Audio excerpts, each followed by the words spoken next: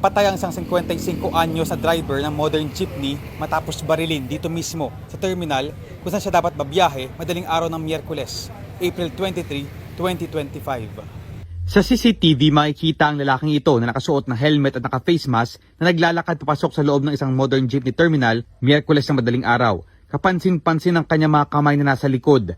Nagdire-diretso siya hanggang sa makita ang isang lalaking naka-polo shirt na nakaupo at nagsiselfone. Tinignan pa niya ang mukha nito at walang habas sa pinaputukan ng baril. Ayon sa barangay, bandang 3:00 ng madaling araw nang itawag ng mga taga-terminal sa pulisya ang insidente.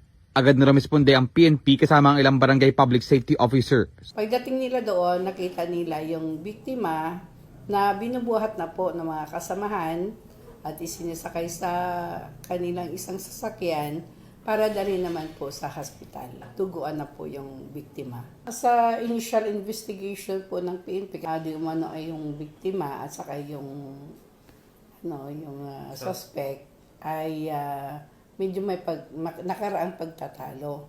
Sa backtracking ng barangay sa CCTV, napag-alamang galing sa Masinag ang riding in tandem na huminto sa harapan ng terminal. Nung nabaril na po, doon din po ang way niya. Papunta rin po na Pamasinag din po. Meron po siyang kasamang rider. Dalawa po sila. Tapos magkaangkas. Yung nakaangkas po, siya po yung pumunta doon sa suspect po.